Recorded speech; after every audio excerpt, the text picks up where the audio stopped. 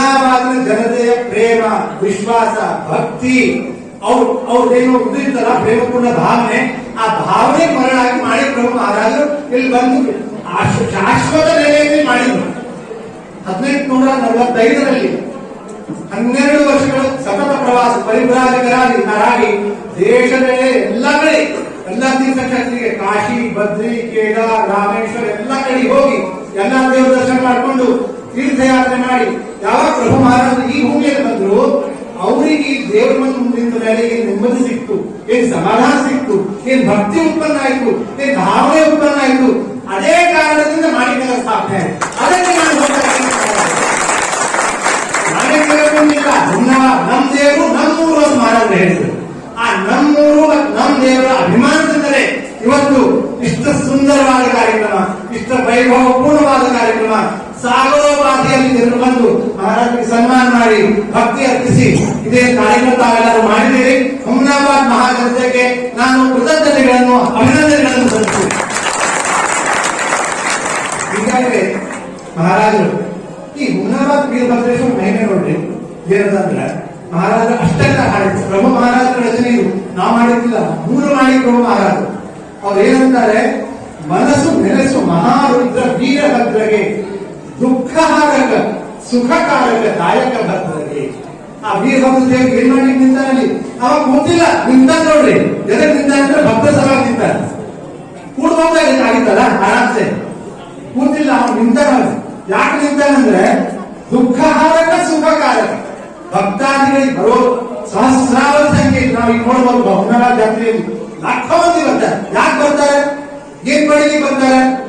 ದುಃಖ ಹಾರಕ ಸುಖಕಾರಕ, ದುಃಖವನ್ನು ಹರಿಸಲಿಕ್ಕೆ ಅವರಿಗೆ ಎಲ್ಲಾ ಪ್ರಕಾರದ ಸುಖ, ಸಮೃದ್ಧಿ, ಐಶ್ವರ್ಯ, ಶಾಂತಿ, ಸಮಾಧಾನ ಕೊಡ್ಲಿಕ್ಕೆ ದೇವರಿದ್ದಾರೆ. ಅದಕ್ಕೆ ಮಾಡಿ ಪ್ರಭು ಮಹಾರಾಜರು ಬಂದಿದ್ದಾರೆ, ಮನಸ್ಸು ನೆನೆಸು ಮಹಾರುದ್ರ ವೀರಭದ್ರಗೆ, ದುಃಖ ಹಾರಕ ಸುಖಕಾರಕ ದಾಯಕ ಭದ್ರಗೆ.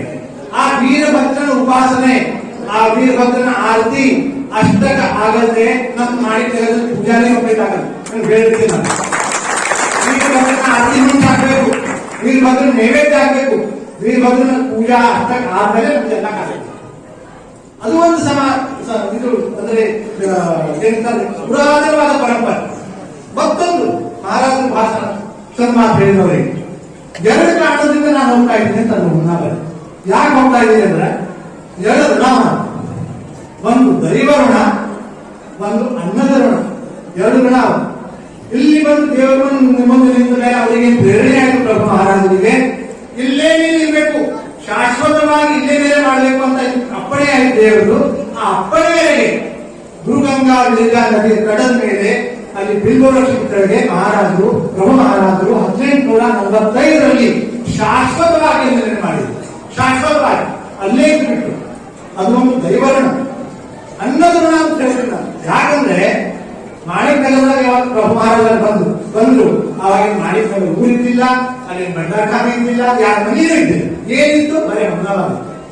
ಹುಮ್ನಾಬಾದ್ ಬಂದು ಹೊರಸಿ ಮೇಲೆ ಮಾಣಿಕ್ಯ ಮಹಾರಾಜರು ಪ್ರಭುನ ಕಟ್ಟಿನ ಕೂದಲಿತ್ತು. ಪ್ರಭು ಮಹಾರಾಜರಿಗೆ ಫಸ್ಟ್ ಯಾರು ಅಲ್ಲಿ ಪ್ರಸಾದ ನೀಡಿದ್ರು, ಯಾರು ಭಿಕ್ಷೆ ನೀಡಿದ್ರು, ಮತ್ತೊಂದು ಮಾತಾಡ್ತೀನಿ.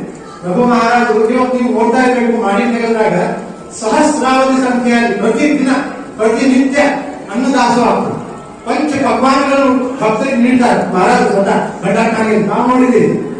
ಆದ್ರೂ ಪ್ರಭು ಮಹಾರಾಜರು ಏನ್ ತಿಂತಾರೆ, ಪ್ರಭು ಮಹಾರಾಜರು ಏನ್ ಸ್ವೀಕಾರ ಮಾಡ್ತಾರಲ್ಲ ಅದು ಬರೇ ಭಿಕ್ಷೆಯಿಂದ ಬಂದ ಅನ್ನನೇ ಮಹಾರಾಜ ಸ್ವೀಕಾರ ಮಾಡ್ತಾರೆ. ಇವತ್ತು ಕೂಡ ಇವತ್ತಾದ್ರೂ ಪ್ರಭು ಮಹಾರಾಜರಿಗೆ ಭಿಕ್ಷೆಯೇ ಇದೆ, ಮಾದುಗರಿ ಭಿಕ್ಷಾನೇ ಇದೆ. ಆ ಮಾದುಗರಿ ಭಿಕ್ಷೆ ಎಲ್ಲಿ ಸ್ಟಾರ್ಟ್ ಆಯ್ತಂದ್ರೆ ಹುಮ್ನಾಬಾದ್ ನಗರದಲ್ಲಿ ಸ್ಟಾರ್ಟ್ ಆಯ್ತು. ಪ್ರಭು ಮಹಾರಾಜ ಅವ್ರು ಬಂದಲ್ಲಿ ಕಟ್ಟಿನ ಕೂತರು, ಅವರು ತಮ್ಮ ಬ್ರಹ್ಮಚಾರಿ ಶಿಷ್ಯರಿಗೆ ಆಜ್ಞೆ ಮಾಡಿದ್ರು, ಹೋಗ್ರಿ ಇಬ್ರು ಹುಮ್ನಾಬಾದ್ ನಗರಕ್ಕೆ ಹೋಗ್ರಿ, ಅಲ್ಲಿ ಮನೆ ಓಡಾಡ್ರಿ, ಅಲ್ಲಿ ಭಿಕ್ಷೆ ಮಾಡ್ರಿ, ವ್ಯಕ್ತಿ ಭಿಕ್ಷೆ ಮಾಡ್ರಿ, ಆ ಭಿಕ್ಷಾನ್ನದಿಂದ ಎಲ್ಲರಿಗೂ ಪ್ರಸಾದ ಕೊಡ್ರಿ ಅಂತ ಹೇಳಿದ್ರು. ಆ ಭಿಕ್ಷಾನ್ನನೇ ಅವ್ರು ಸ್ವೀಕಾರ ಮಾಡ್ಯಾರ.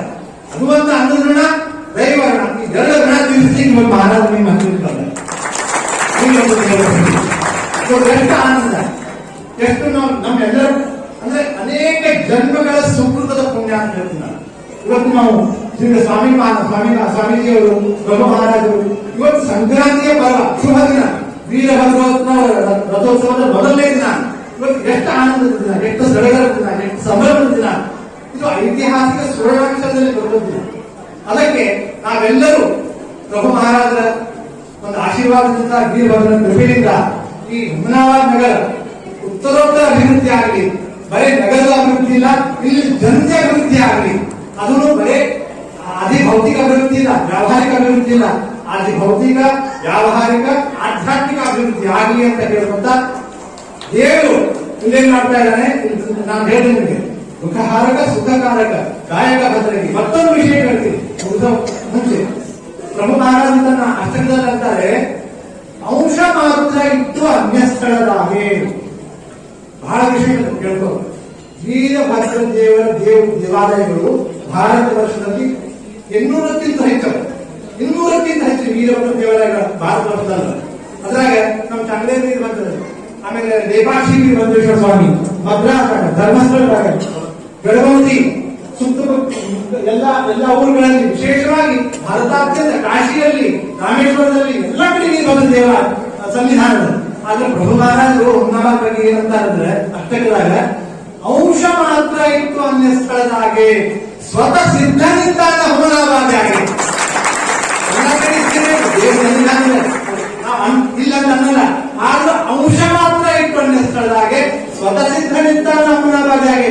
ಆ ಪೂರ್ಣ ರೂಪದಲ್ಲಿ, ಪೂರ್ಣ ಸ್ವರೂಪದಲ್ಲಿ, ಆ ವೈಭವದಿಂದ ಭಕ್ತರ ಮೇಲೆ ಕರುಣೆ ಮಾಡಲಿಕ್ಕೆ ವೀರಭದ್ರ ದೇವರಿಗೆ ಬಂದಿದ್ದಾರೆ. ಆ ವೀರಭದ್ರ ದೇವರ ಕರುಣೆ, ಕೃಪೆ, ಆಶೀರ್ವಾದ ನಮ್ಮೆಲ್ಲರ ಮೇಲೆ ಸದಾ ಸರ್ವದಾವಾಗಿರಬೇಕು. ಪ್ರಭು ಮಹಾರಾಜನ ಆಶೀರ್ವಾದ ಇರಬೇಕು, ಸ್ವಾಮೀಜಿಯವರ ಆಶೀರ್ವಾದ ಇರಬೇಕು ಅಂತ ಹೇಳುತ್ತಾ ಮತ್ತೊಮ್ಮೆ ತಮ್ಮೆಲ್ಲರಿಗೂ ಮಕರ ಸಂಕ್ರಾಂತಿಯ ಹಾರ್ದಿಕ ಶುಭಕಾಮನೆಗಳನ್ನು. ಗ್ರಾಹಕರ ಸ್ಯಾಟಿಸ್ಫ್ಯಾಕ್ಷನ್ ನಲ್ಲಿ ನಂಬರ್ 1 ತೃಪ್ತಿ ದರದಾಯಕ ಶೋರೂಮ್ ನಿಮ್ಮ ಎಸ್ಪಿ ಟಿವಿಎಸ್ ಶೋರೂಮ್ ನಿಮಗಾಗಿ ತಂದಿದೆ ಹೊಸ ಮಾಡೆಲ್ಗಳ ಹೊಸ ಬೈಕ್ಗಳು. ರೈತರಿಗಾಗಿ ಅನುಕೂಲವಾಗಿರುವ ಸೂಪರ್ ಎಕ್ಸೆಲ್ ಕೂಡ ಲಭ್ಯ. ಹಾಗಿದ್ರೆ ಹಿಂದೆ ಭೇಟಿ ನೀಡಿ ಎಸ್ಪಿ ಟಿವಿಎಸ್ ಶೋರೂಮ್ ಮಾಲೀಕರು ಲೋಕೇಶ್ ಆರ್ಜಿ. ಹೆಚ್ಚಿನ ಮಾಹಿತಿಗಾಗಿ ಸಂಪರ್ಕಿಸಿ 8494951009, ನಾಗಲಕ್ಷ್ಮಿ ದಾಬಾ ಹತ್ತಿರ, Gulbarga. Coat pant, sherwani, suiting, shirting, sari, dress material ಹಾಗೂ ಮದುವೆ ಸಮಾರಂಭಗಳ ಎಲ್ಲಾ ತರಹದ ಬಟ್ಟೆಗಳು ಹೋಲ್ಸೇಲ್ ದರದಲ್ಲಿ ಲಭ್ಯ. ಹಾಗಿದ್ರೆ ಹಿಂದೆ ಭೇಟಿ ನೀಡಿ ಆರ್ಕೆ ಫ್ಯಾಷನ್ ಕಲೆಕ್ಷನ್, ಬಸ್ ನಿಲ್ದಾಣ ಎದುರುಗಡೆ, ಹುಮನಾಬಾದ್. ಹೆಚ್ಚಿನ ಮಾಹಿತಿಗಾಗಿ ಸಂಪರ್ಕಿಸಿ 8660601957.